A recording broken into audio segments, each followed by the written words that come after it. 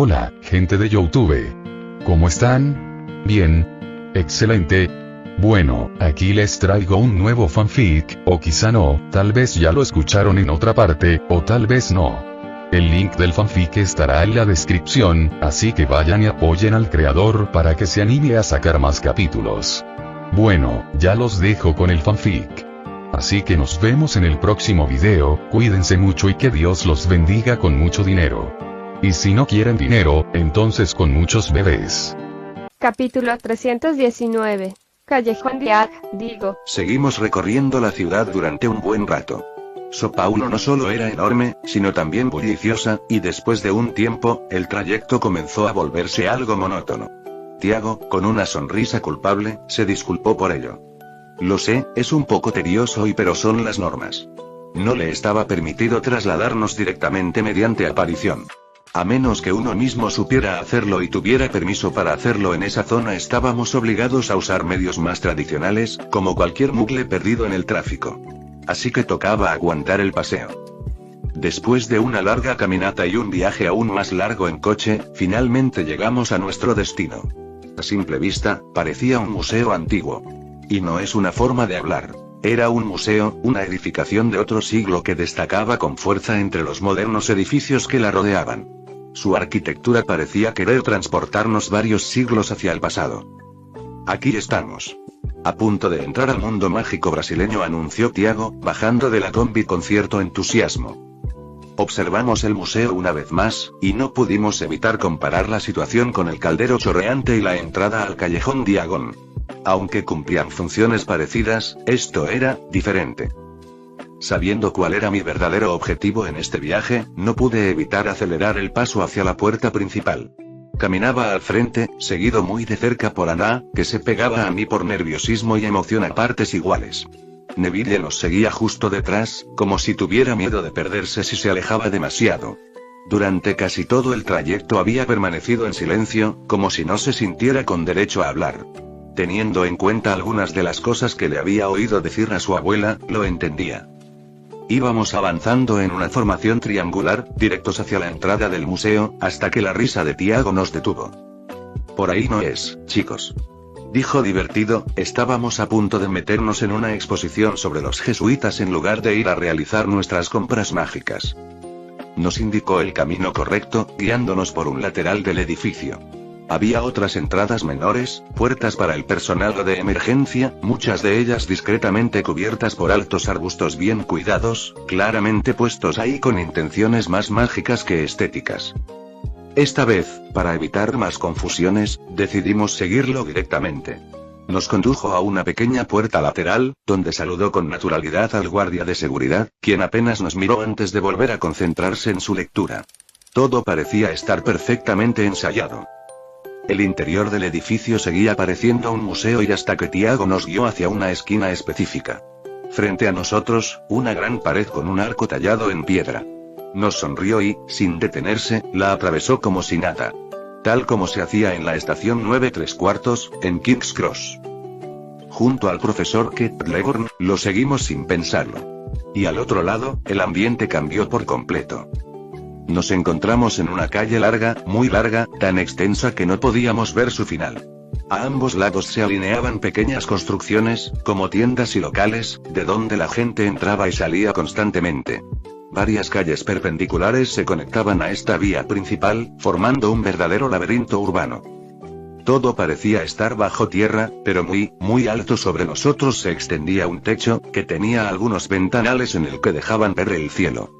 Y aunque no tenía sentido que un lugar cerrado y con ventanales tan pequeños en comparación, estaba muy bien iluminado y en fin, magia. Bienvenidos al pasaje de los arcos, dijo Tiago con una exagerada reverencia, como si estuviera presentando un espectáculo. Nos adentramos con cautela, caminando más juntos para no perdernos entre la multitud. Observamos las tiendas a los lados. No eran muy grandes desde fuera, algunas incluso parecían puestos improvisados, pero una vez cruzadas la entrada, muchas revelaban interiores amplios y encantados. Era el mismo principio del callejón Diagon, pero con su propio sabor local. Familiar, sí, pero también exótico e inesperado. Llegamos a una pequeña plaza circular, con un obelisco en el centro. Un monumento, probablemente conmemorativo, aunque no nos detuvimos a leer la placa. No era momento de turismo. Aún teníamos tareas pendientes antes de partir hacia Castelobruxo, cuya ubicación en plena selva amazónica estaba todavía a un buen tramo de distancia. Nos detuvimos un momento en la plazoleta para que Tiago pudiera darnos algunas indicaciones clave antes de comenzar con nuestras compras. Este lugar se llamaba el Pasaje de los Arcos, justamente porque estaba delimitado por dos grandes arcos, uno al principio y otro al final de la calle principal, colocados en los extremos opuestos del museo que servía como entrada encubierta. El pasaje estaba formado por una red de calles llenas de tiendas, interrumpidas por plazoletas como esta, además de la arteria principal. Tiago nos explicó que, además de la calle que iba de arco a arco la más importante, donde se encontraban negocios de renombre de principio a fin, existía una gran calle perpendicular que la atravesaba en el centro, dividiendo el lugar como una cruz. Fuera de esa estructura, las calles restantes estaban organizadas de forma concéntrica, como anillos que se iban degradando en importancia. Cuanto más cerca del centro estén, más costosos, exclusivos o influyentes son los negocios, nos explicó. Y cuanto más hacia los bordes se vaya, bueno, y la cosa se vuelve más barata, pero también más dudosa. Aunque no había un equivalente oficial al callejón Nocturne, nos advirtió que en los anillos exteriores, especialmente el penúltimo, podían encontrarse tiendas de dudosa reputación. El último anillo, el más externo, era patrullado por centinelas, el equivalente local a los aurores, así que era relativamente seguro. Pero mejor no tentar a la suerte. Fue en ese momento cuando Tiago, algo incómodo, nos hizo una pregunta que intentó disimular con tono casual, aunque claramente no le gustaba hacerla, respecto a nuestra situación económica. Dependiendo de nuestra respuesta, planeaba guiarnos a distintas zonas del pasaje, adaptando las compras al presupuesto de cada quien. También nos entregó, en ese momento, la lista oficial de útiles escolares de Castelobruxo para el año. Afortunadamente para él, no hubo necesidad de pasar vergüenza. Ninguno de nosotros estaba precisamente corto de dinero. Neville era el heredero directo de los Longbottom, lo cual lo convertía en un pequeño aristócrata rico, aunque no le gustaba alardear de ello. Anna pertenecía a una familia respetada, con medios suficientes. Y en mi caso, y bueno, dinero era lo que menos me faltaba. No solo tenía una gran fortuna, sino que, si por alguna razón me hiciera falta, podía crear oro sin mucho esfuerzo. No te preocupes por eso, le dije con una sonrisa. Podemos darnos el lujo. Solo guíanos a los mejores lugares que conozcas. Mis compañeros asintieron, confiando en mi liderazgo. Tiago se relajó de inmediato. Se notaba que conocía el pasaje como la palma de su mano y que estaba encantado de poder mostrarnos sus rincones favoritos sin preocuparse por limitaciones económicas. Aunque muchas de las tiendas más lujosas estaban en el centro, nos advirtió que también había joyas ocultas repartidas por los anillos exteriores. Negocios menos conocidos pero con productos excepcionales. Prometió que no nos arrepentiríamos. Pero antes de ir de compras, había que hacer una parada obligatoria: el banco. Llevando dinero encima y más aún, mucho dinero no era la mejor idea en un lugar tan concurrido. Para mi sorpresa, había una sucursal de Gringotts en este lado del mundo, aunque era más simbólica que funcional. Era pequeña, poco concurrida, y evidentemente subordinada a los bancos locales, mucho más relevantes en Brasil. Tiago nos llevó al banco que él mismo solía usar. Por dentro, era muy distinto a lo que conocíamos. Aquí los empleados principales eran magos y brujas, no goblins. Aunque también vimos algunos seres humanoides de baja estatura, con aspecto distinto a los duendes europeos. No sabría decir qué eran exactamente, pero claramente cumplían un rol similar. Tiago charló con uno de los empleados con evidente familiaridad. Al parecer, conocía a todo el mundo. Después de algunos trámites, nos ofrecieron una breve explicación sobre la economía mágica local. Aquí no se usaban galeones, sicles ni knuts. El sistema era otro. Las monedas eran el áureo, el argen y el senda. Y a diferencia del sistema británico, aquí el cambio era bastante más lógico. 1 áureo equivale a 7 árgenes, y 1 argen equivale a 10 sendas, nos explicó el empleado con amabilidad. No pude evitar aplaudir mentalmente. Sí, seguía habiendo un número primo ahí en medio, pero era mucho más razonable que la confusa conversión europea. Finalmente, un sistema monetario que no parecía hecho para torturar personas. Cambiamos una suma considerable de dinero. Realmente mucha. Fue una recomendación directa de Tiago, quien nos sugirió hacerlo todo de una vez, ya que según dijo lo necesitaríamos en la escuela. No quiso entrar en detalles. Lo que ni el guía brasileño ni los empleados del banco esperaban era la cantidad absurda que sacamos los tres. Neville, con toda la calma del mundo, entregó sus ahorros completos, más una generosa suma enviada por su familia. Ana, por su parte, traía una cantidad más razonable, pero se la multipliqué sin decir palabra. Y luego vino mi parte y simplemente puse una porción de mi fortuna con naturalidad. Las bocas abiertas en la sala podrían haber atrapado más de un insecto. Incluso el profesor Kettleborn, que había sacado una pequeña bolsita de monedas para hacer su propio cambio, la volvió a guardar con algo de vergüenza. Parecía querer evitar enseñar su humildad frente a lo que a ojos de cualquiera serían tres príncipes. La banquera, atónita, tuvo que pedir autorización a un superior para gestionar una operación de tal magnitud. Y Tiago nos obligó a abrir cuentas bancarias locales. Estaba visiblemente nervioso. Aunque estábamos en un banco seguro, mover tanto dinero era como encender una bengala gigante que dijera robadnos. No pensaba sacarnos de ahí con todo encima, ni en broma. Ni Neville ni Ana terminaban de entender el problema. Yo, por mi parte, estaba demasiado curtido como para dejarme intimidar por ladrones. Perdimos algo de tiempo, pero logramos abrir las cuentas y habilitar un sistema mágico de pagos. A partir de entonces, en tiendas afiliadas, solo necesitaríamos firmar y estampar el sello que nos habían entregado. El banco se encargaría del resto. Un sistema sorprendentemente práctico. De todos modos, sacamos algo de dinero en efectivo para imprevistos, pero nada que llamara la atención. Salimos del banco con Tiago suspirando como si le acabaran de sumar 10 años encima. Se masajeaba el hombro y nos miraba con una mezcla de incredulidad y resignación, como si pensara ¿por qué me tocan a mí estos monstruos millonarios? También tenía razón. Su trabajo era protegernos, y claramente no se lo estábamos poniendo fácil. Entonces comenzó la verdadera misión: las compras escolares. Como nuevos estudiantes de Castelobruxo, necesitábamos muchos elementos que lo que habíamos traído desde casa no cubría. Algunos eran comunes, como calderos y guantes de piel de dragón, pero otros eran muy distintos a lo habitual. Aquí, la lista incluía botas reforzadas, máscaras similares a las de gas, trajes de seguridad, y lo que solo podía describirse como herramientas de jardinería avanzadas. Todo indicaba que esta escuela tenía un enfoque mucho más práctico y centrado en el entorno natural. Claramente, mucho del aprendizaje sucedía fuera del aula. También tuvimos que comprar libros. Algunos eran estándar, usados internacionalmente, pero otros eran exclusivos del currículo local, imposibles de conseguir en Gran Bretaña. Aquí se presentó un problema serio para Neville y Ana: el idioma.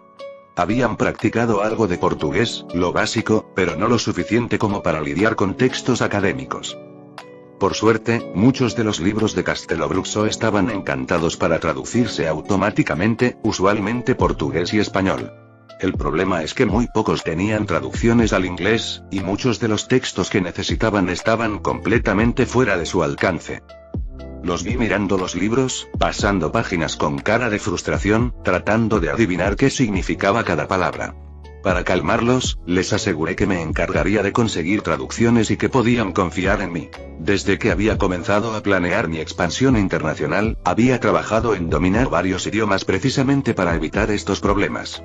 Inglés, español, francés, alemán, portugués y incluso el inglés antiguo de la época de Morgana. Si alguien estaba preparado para actuar como traductor personal, era yo. Ambos soltaron un evidente suspiro de alivio, al menos uno de los tres sabía lo que hacía y podía guiarlos en aquel nuevo entorno. Ana, una vez más, agradeció mi genialidad. Aunque a veces resultara extraño, yo siempre era confiable, y eso ella lo valoraba sinceramente. Para resolver el problema de los libros, envié un clon directamente al mercader, quien mantenía sus productos actualizados gracias a las tiendas mágicas que habíamos visitado.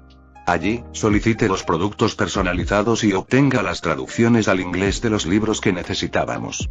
Esta experiencia me hizo ver un potencial negocio futuro, algo que podría agregar cuando abra la respectiva sucursal del gremio de aventureros aquí. Capítulo 320. Nuevo equipo. Hicimos muchas más compras, recorriendo tienda tras tienda en distintas secciones del pasaje de los arcos. Caminamos bastante, pero valió la pena. Tal como nos había dicho Tiago, algunas tiendas alejadas resultaron auténticas joyas, ya sea por su relación calidad-precio o por la singularidad de sus productos. Por supuesto, también hubo quienes, como Tiago ya había anticipado, se sintieron atraídos por el aroma de nuestra riqueza pero ninguno logró presentarse abiertamente.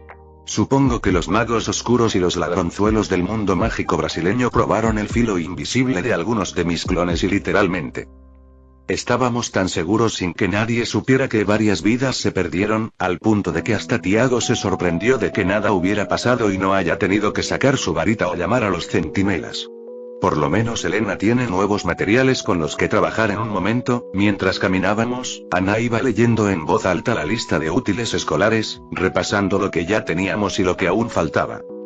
Entonces pasamos frente a una tienda de varitas, reconocible por su cartel. Una enorme varita colgante giraba lentamente sobre la entrada.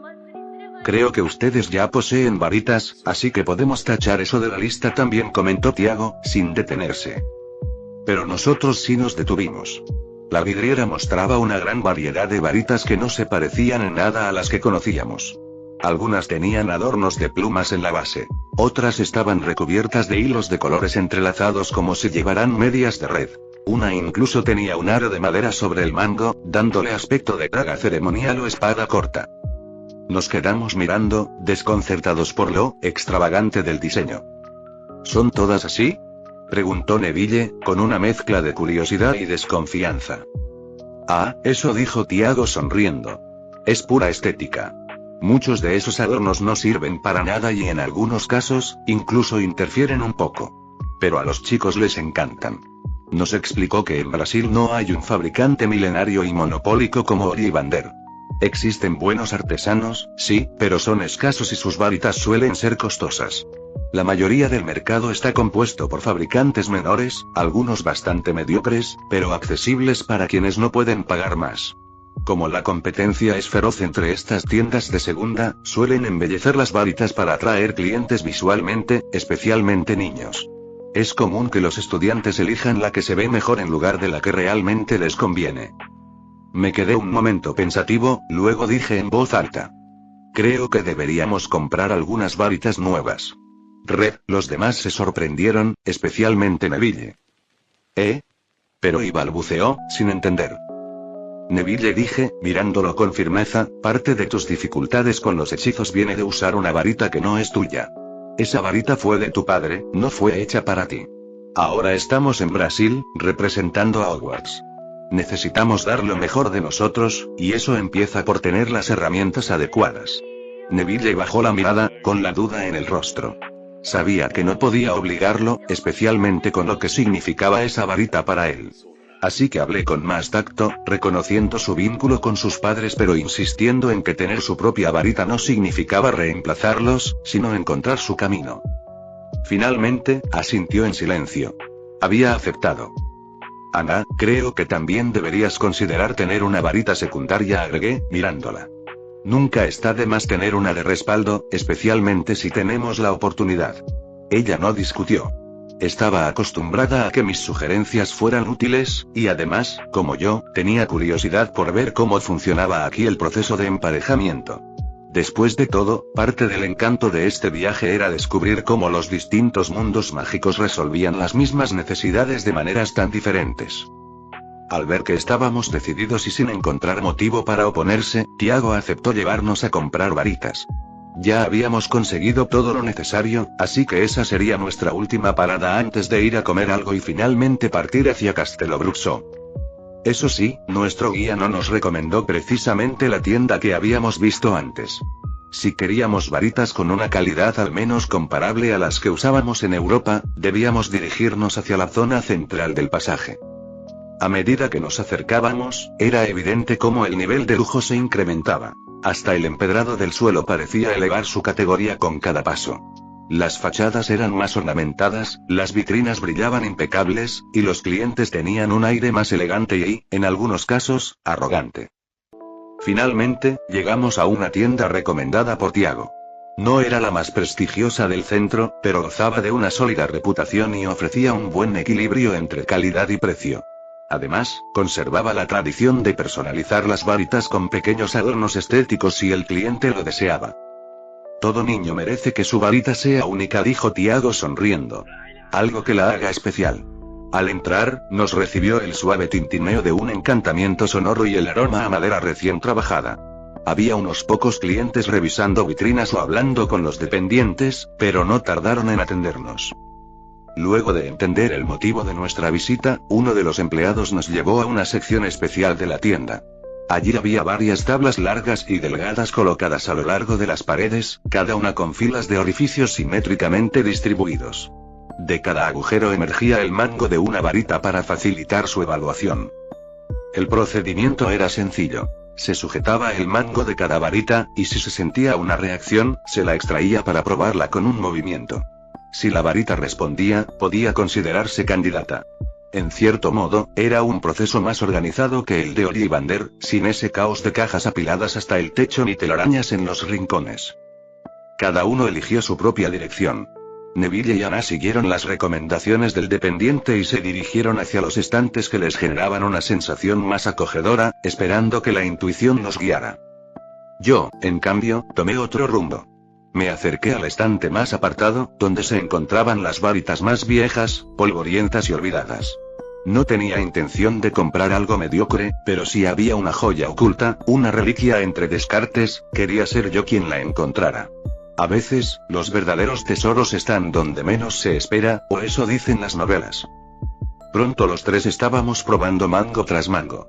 Por suerte, según nos aseguraron, todas las varitas se limpiaban mágicamente después de cada intento, lo cual tranquilizaría a los misofóbicos. Con la ayuda del dependiente, Neville y Anna terminaron encontrando varitas que les sentaban bien. El vendedor, con su experiencia, era capaz de intuir las afinidades mágicas de cada uno solo con observar nuestras reacciones. Yo, en cambio, no tuve suerte. Nada me convencía.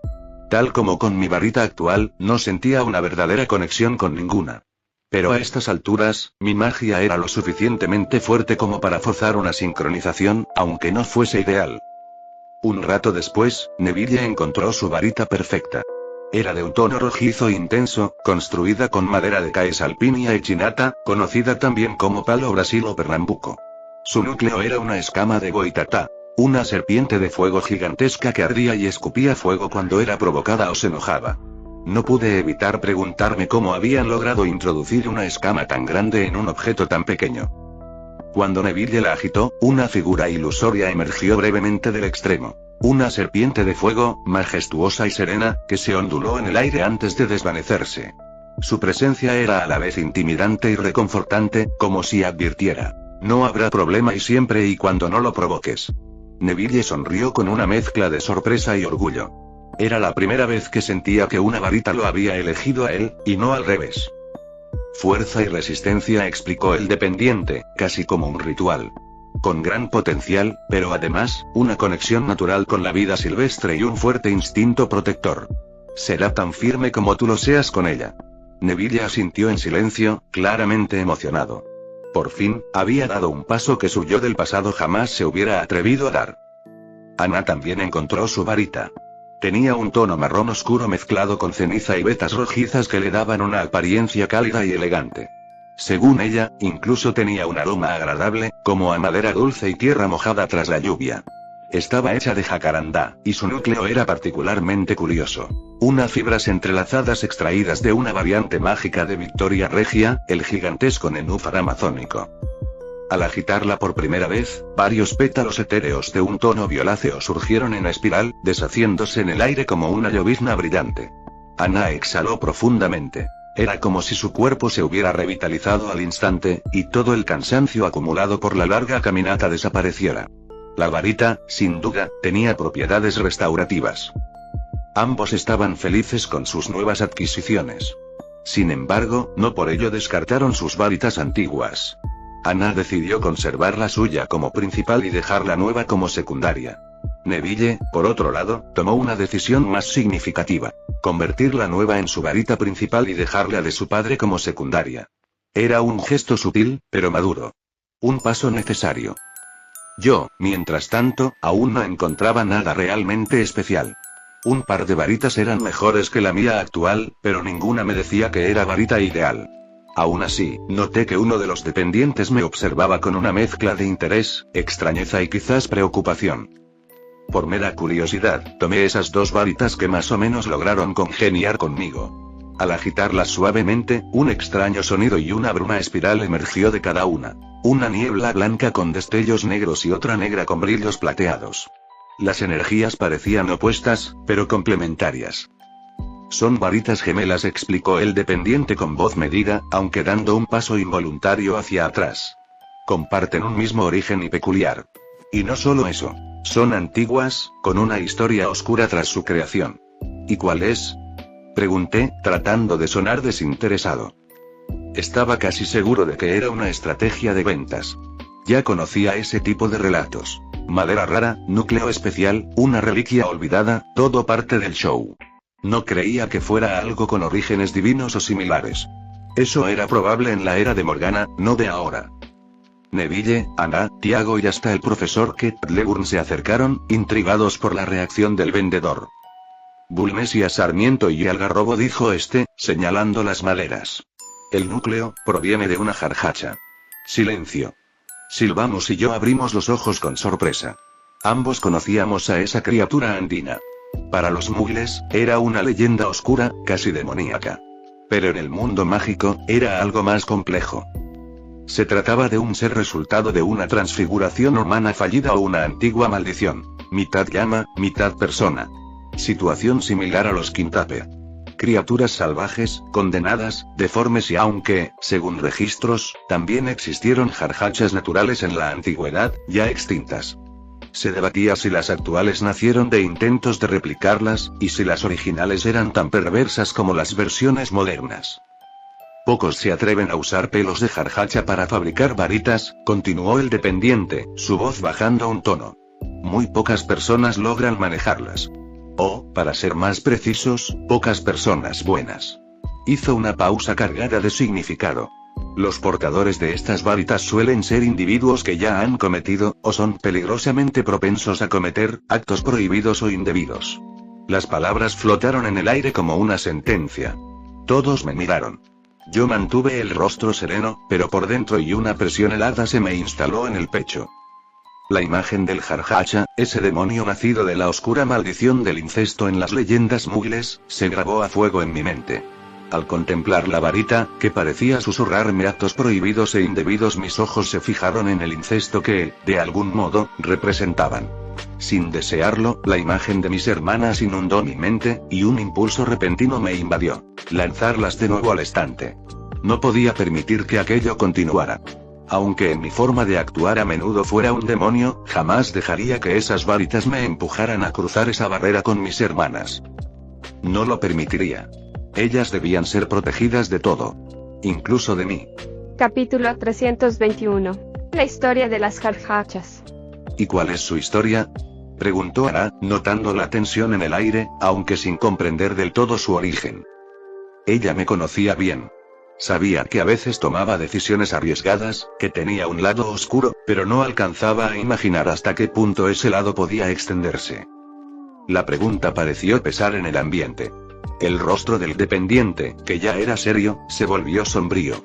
No era solo por el núcleo de jarjacha. Según él mismo había dicho, aunque poco comunes, esas varitas no eran inéditas.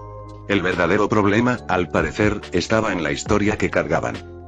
No sé si todo esto es verdad, dijo con voz grave. Pero lo que he oído, y lo que he visto, me ha hecho creerlo. Se aclaró la garganta y, sin más, comenzó a narrar. Hace siglos, hubo una serie de desapariciones masivas.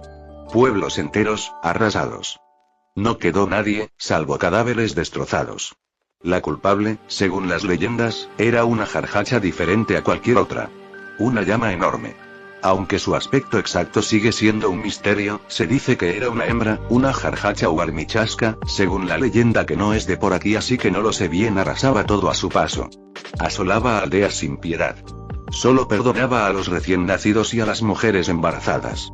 A las demás, hizo una pausa tensa, les arrancaba y se comía el corazón, el hígado, el útero. Algunas versiones dicen que también el cerebro. A los hombres les destrozaba los genitales y los decapitaba sin ceremonia. A los niños, los devoraba. O los mataba sin más. Ninguna arma, ni mágica ni mugle, podía detenerla. Y no estaba sola. Era una reina, rodeada por otras jarjachas. Su horda. Todas distintas. Algunas esqueléticas, otras con alas, otras humanoides. Una pesadilla viviente, cada una con su propia perversión. El tono del dependiente se volvió más bajo, como si el miedo mismo habitara en las palabras. Se perdieron tantos pueblos que incluso las grandes ciudades comenzaron a temer. Los magos más poderosos de cada región se unieron para detenerla. Pero fracasaban una y otra vez. Cuando la buscaban, no la encontraban. Y cuando la encontraban, no estaban preparados. Morían más de los que sobrevivían. Hasta que ella apareció, varias personas se habían acercado, atraídas por la historia. Incluso otros dependientes dejaron de trabajar para huir. No se sabe quién era. Algunos dicen que no había registros de su existencia antes de ese momento. Una bruja, vestida como una aventurera, y religiosa, tal vez, por la cruz que llevaba en el pecho y sus rituales. Se la conoció como la sacerdotisa redentora. Algunos decían que conocía a la reina Jarjacha desde antes. Que eran viejas enemigas. O amantes. O madre e hija. Las leyendas no se ponen de acuerdo. Ella lideró una batalla final. Magos, brujas, y hasta mugles se unieron bajo su mando. Fue una guerra breve pero sangrienta. Cientos murieron. Pero al final, la horda de jarjachas fue dispersada. Y la reina y asesinada por ella. Todos permanecimos en silencio, absortos por la historia. A pesar de ser contada en un inglés entrecortado con portugués, la intensidad de la narración era tan potente que trascendía el idioma. El dependiente tenía talento para contarla, y su voz cargaba un peso que parecía más real que leyenda. Otros clientes y empleados se acercaron a escuchar. Incluso personas del exterior se asomaron por las ventanas, atraídas por la concentración inusual de oyentes.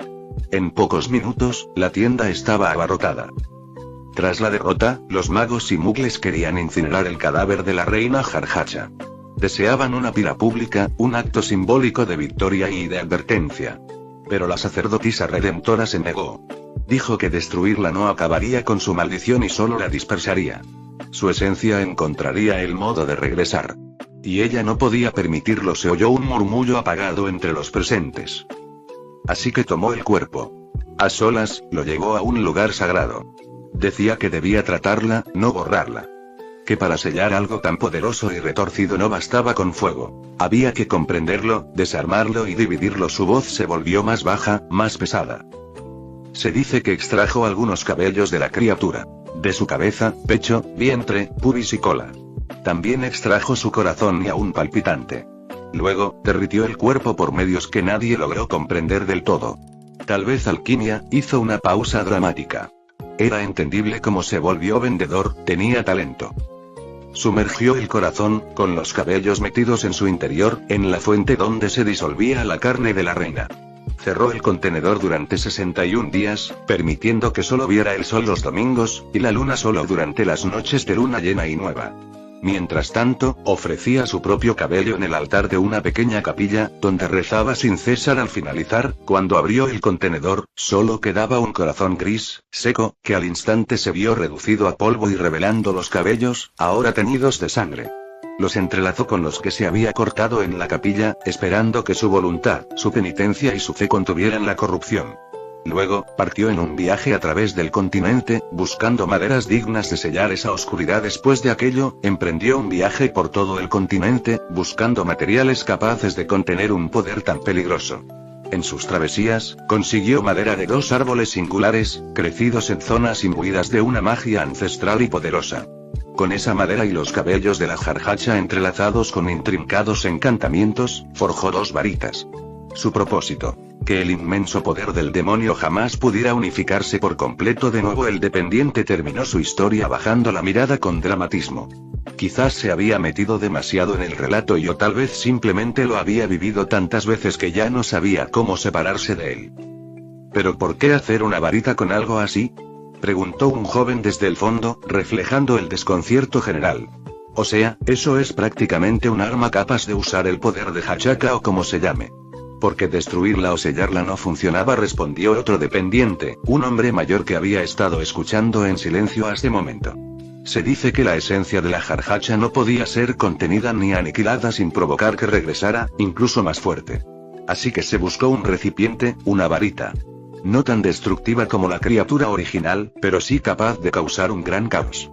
La trampa es simple. Mientras nadie la use, no puede hacer daño. ¿Y por qué está a la venta? Intervino una mujer con gesto de alarma. ¿No sería mejor tirarla al fondo del océano? ¿O llevarla al ministerio para que la guarden bajo 1000 sellos mágicos? Se ha intentado todo eso. El primer dependiente suspiró con amargura antes de responder. Varios han tratado de esconderla, sellarla, destruirla. Pero no sirve. Si se deja fuera del alcance humano y desaparece. Y siempre vuelve a aparecer. A veces en esta tienda, a veces en otras por donde ha pasado.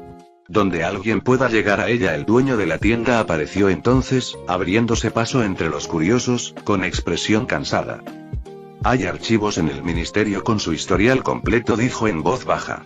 Lugares donde ha reaparecido, incidentes relacionados y si tienen dudas, pueden consultar los registros. Nosotros estamos obligados a declarar cada aparición y cada venta. Y si no lo hacemos, las sanciones son severas. ¿Y cómo sabemos que esta varita es esa varita?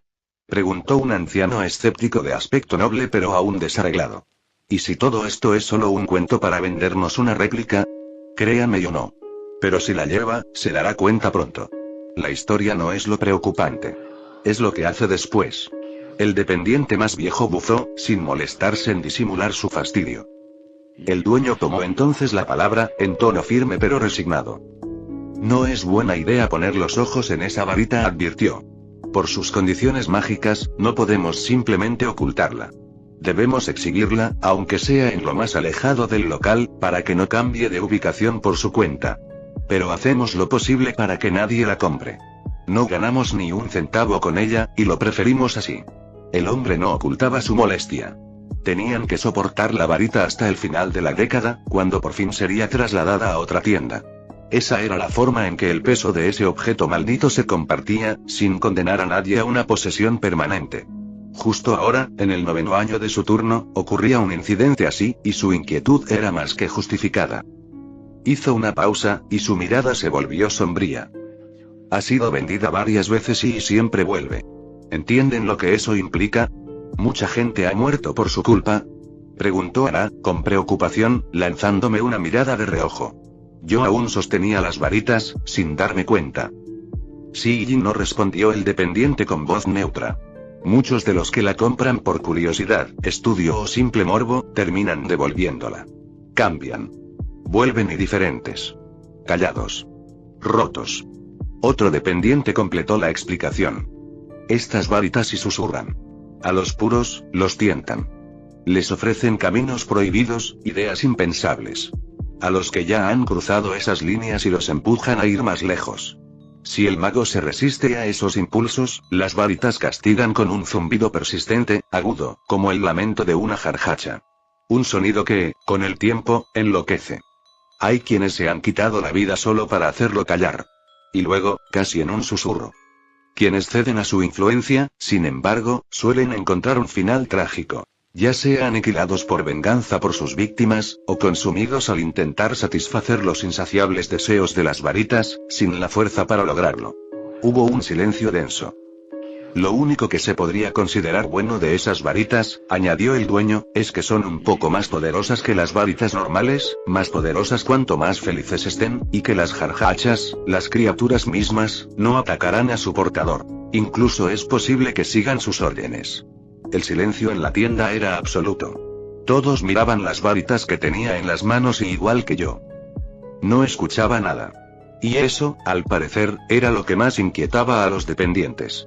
Según sus advertencias, quien sostenía esas varitas comenzaba a oír, al cabo de unos segundos, un zumbido leve y el presagio del chillido de jarjacha que con el tiempo volvería loca a su víctima. Pero yo y nada. Ningún zumbido, ningún susurro. Solo silencio. Más aún, las varitas no solo no se resistían, sino que parecían cooperar.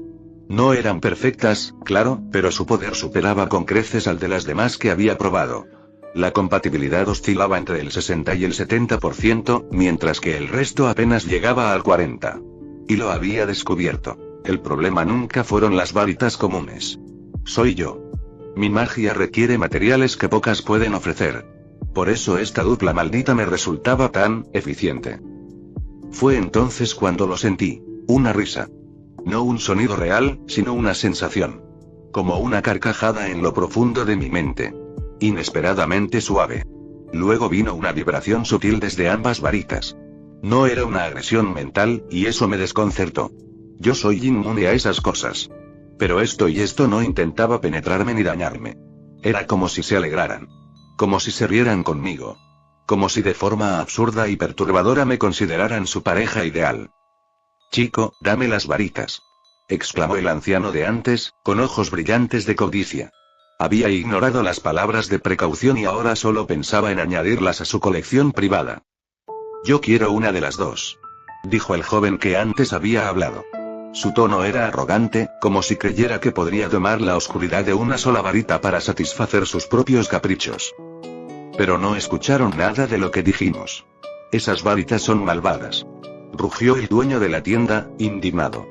La imprudencia de esos clientes ponía en juego la reputación de su tienda si algo les pasaba.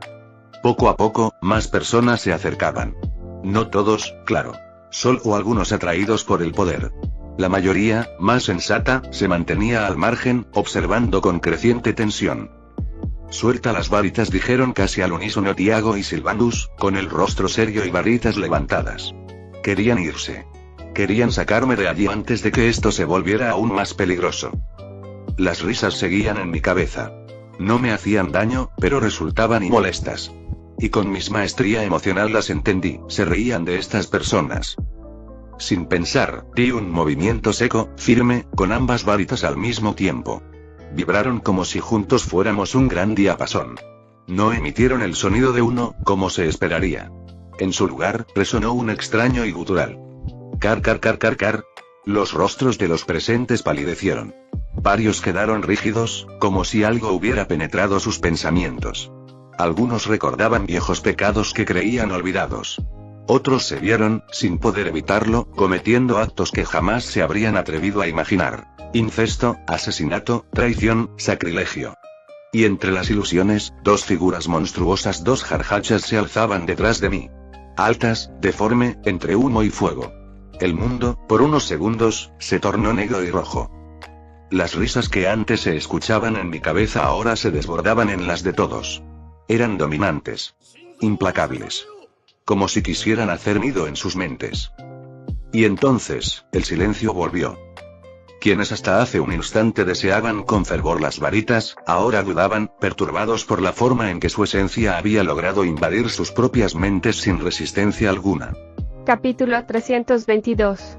Conflicto. Me las llevo, le dije al dependiente, dejando caer una bolsa de monedas bastante generosa sobre el mostrador. Era suficiente para pagar mis varitas y también las de Anna y Neville. No esperé a que Tiago o el profesor Carleburn reaccionaran. Salí de la tienda llevando a Anna conmigo, quien a su vez arrastraba a Neville. No fue difícil abrirnos paso. La multitud se apartaba como si estuviéramos cubiertos de púas radiactivas. Los dos adultos nos siguieron con paso rápido, ambos con expresiones complicadas. Apenas habíamos avanzado un par de metros fuera de la tienda cuando Tiago empezó a reprenderme con un tono tan severo que casi parecía una orden para devolver las varitas. Como empleado del ministerio, tenía acceso a información sensible y estaba claro que sabía más de lo que decía sobre esas varitas. No era mala persona, y además de su deber de protegernos, parecía genuinamente preocupado. Antes de que pudiera seguir hablando, decidí darle una muestra de lo difícil que sería deshacerse de ellas. Le entregué las varitas con toda tranquilidad. Me miró con enfado, aunque también con cierto alivio, y las tomó como si temiera que fueran a morderlo. Luego corrió de vuelta a la tienda para devolverlas lo más rápido posible, como si tuviera miedo de quedar hechizado. Yo simplemente esperé. No tardó en volver, con el rostro completamente desconcertado. Quiso explicarnos que las varitas habían desaparecido de sus manos justo antes de entregárselas al dependiente. Se preparaba para decir que debía informar al ministerio, cuando empecé a palpar mis bolsillos. Sentí algo duro y dos cosas duras. Las saqué lentamente, revelando las varitas. Estaban conmigo otra vez. La expresión de Tiago cambió de golpe, como si se le hubieran revolcado todos los colores del rostro. No creo que nadie pueda quitármelas o devolverlas, dije con voz baja, observando las varitas. Ellas han decidido quedarse conmigo. Pero y balbuceó Tiago, incapaz de responder con claridad. Con su conocimiento sobre objetos mágicos, sabía que una habilidad así no era imposible, pero era la primera vez que veía a esas varitas regresar al mago, en lugar de desaparecer hacia otro dueño potencial. ¿Planean acompañarme o eso me dijeron?, agregué, guardándolas mientras miraba a nuestro guía, visiblemente abatido. Sin querer alargar el asunto, insté al grupo a continuar. Pero por más que uno quiera dejar los problemas atrás, a veces los problemas son los que te encuentran. Un grupo de personas se acercó a nosotros. Tiago reaccionó de inmediato, sacando su varita y mostrando el emblema del Ministerio de Magia en su hombro.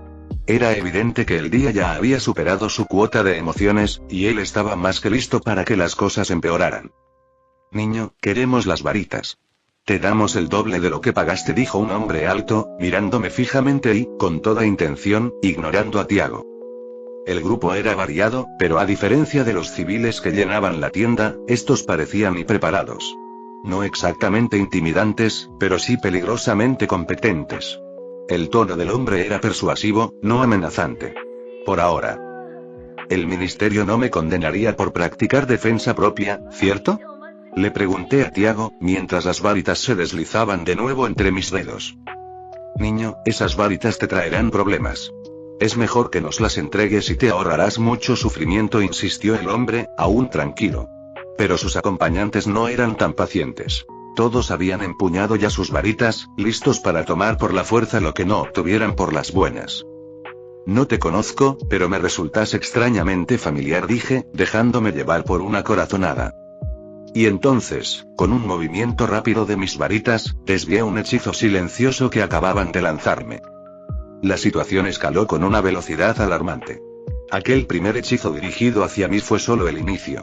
En cuestión de segundos, una lluvia de conjuros nos envolvió. Tiago, al notar el primer hechizo que intercepté, reaccionó de inmediato. Alzó su varita al cielo y disparó señales luminosas, luces de auxilio, antes de intentar defendernos como podía, a la espera de refuerzos. Sin embargo, para su sorpresa, su intervención resultó casi innecesaria. No lo necesitábamos. Ni siquiera el profesor Carleborn, que aunque era un excelente domador de bestias mágicas, no destacaba precisamente en combate mágico, pudo hacer mucho más que observar. Ya tenía su varita al frente, pero pronto quedó completamente opacado por mí. Mis manos se movían como tentáculos de pulpo, rápidas y precisas, las varitas chocaban con hechizos menores desviándolos sin esfuerzo. Para los conjuros más peligrosos o letales, recurría a protecciones avanzadas. Escudos mágicos, barreras transfiguradas desde elementos del entorno, o estructuras físicas alzadas con magia desde el suelo. Claro que también contraataqué, pero con limitaciones. No utilicé ningún hechizo que un estudiante no pudiera conocer. Hubiera sido fácil recurrir a mi repertorio completo de habilidades, pero acabábamos de llegar a este nuevo país. No quería arruinar la experiencia para Ana, ni atraer la atención negativa del ministerio. Así que me mantuve en una defensa férrea y tan férrea que ni siquiera cuando lanzaron contra nosotros una maldición asesina se alteró mi expresión. Tanto los enemigos como nuestros propios compañeros estaban atónitos. No entendían cómo ningún hechizo lograba alcanzarnos, o más bien, cómo ninguno llegaba a Ana y Neville, que estaban justo detrás de mí. Eso era lo importante. No podían creerlo. Era un despliegue que un niño no debería poder hacer, ya fuera por talento, conocimiento o poder mágico. Lo atribuyeron, naturalmente, a las varitas. Objetos épicos que me dotaban de una habilidad imposible. Los transeúntes y espectadores que habían huido al estallar el combate estaban igual de sorprendidos. Muchos corrieron o se escondieron, pero otros, los más valientes, seguían observando desde puertas y ventanas, fascinados por el enfrentamiento. No tendría que resistir mucho más. A lo lejos, por la calle, vi llegar refuerzos. Por su atuendo, no parecían aliados de los agresores, sino fuerzas de la ley. Con eso en mente, me permití ser un poco más agresivo. Aproveché el impulso de las varitas y canalicé a través de ellas una onda de choque, tanto física como mental, dirigida hacia el núcleo del grupo enemigo. Las varitas, impacientes, respondieron con más fuerza de la que yo pretendía. Desde que la pelea había comenzado, me susurraban cosas. Que les arrancara las entrañas, que les diera vuelta la piel. No les gustaba ser usadas solo para lanzar Expelliarmus, Stupefio Petrificus Totalus. Querían más. Querían guerra. Y para mi sorpresa, no fui el único en dar un paso al frente. Ana también se unió a la batalla en esos últimos segundos. Había estado paralizada tras ver la maldición asesina dirigida hacia nosotros, congelada por el miedo. Pero al ver que la protegía con una defensa impenetrable, su valor volvió. Con manos temblorosas, tomó su varita y comenzó a lanzar hechizos desde atrás, justo como le había enseñado. Su rostro mostraba una mezcla de miedo, concentración y decisión. No logró demasiado, pero se levantó para luchar. Se atrevió a enfrentarse a un grupo temible, a pesar de su edad y su terror. Solo eso, ya decía mucho. Los centinelas llegaron y rápidamente comprendieron quiénes eran los agresores. Era evidente. 3 chicos, un hombre discapacitado y Tiago conocido por todos no eran precisamente el grupo sospechoso. Los aurores brasileños habían visto la señal de auxilio enviada por Tiago y habían acudido lo más rápido que pudieron y a pie. Habían intentado aparecerse, pero algo o alguien dentro del grupo enemigo había afectado el área, impidiendo la aparición mágica en los alrededores. No eran criminales comunes. Cuando los refuerzos llegaron, por fin pude detenerme. Dejé de lanzar hechizos, para irritación de mis varitas, que seguían susurrándome con hambre de más violencia, como si no hubieran tenido suficiente sangre. Ignoré sus deseos. Me limité a retroceder, empujando a Ana hacia atrás, evitando que continuara lanzando hechizos sin control. Temblaba tanto que, al posar mi mano sobre su hombro, reaccionó lanzando un hechizo por puro reflejo. También tomé del brazo a Neville y nos alejamos junto al profesor Carlegorn, buscando un poco de resguardo. El grupo enemigo, al notar que no conseguiría lo que buscaba, se reagrupó rápidamente y activó un traslador de emergencia. Desaparecieron pero no sin antes dejar un regalo. Un artefacto explosivo que arrasó con todo a su alrededor. Sentí su energía a tiempo. Fue puro instinto. Levanté una barrera, tanto mágica como con mi magia de sangre. Fue la decisión correcta. Vi cómo incluso algunos centinelas que levantaron escudos convencionales quedaron calcinados por la explosión. Los cuerpos de los enemigos inconscientes fueron reducidos a cenizas. Y quizás ese era el objetivo desde el principio: eliminar posibles fugas de información. La devastación fue brutal, pero el silencio que vino después fue peor.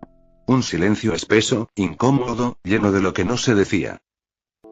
Más tarde, estábamos sentados en una de las estaciones de los centinelas, esperando mientras el profesor Carlegorn y Tiago daban sus declaraciones. A nosotros también nos hicieron preguntas, pero no nos interrogaron por separado ni en salas privadas. Éramos niños, visitantes extranjeros, y había implicaciones políticas y diplomáticas de por medio. Estaba sentado junto a Ana, aún consolándola. No se había recuperado del todo. Fue su primera batalla real.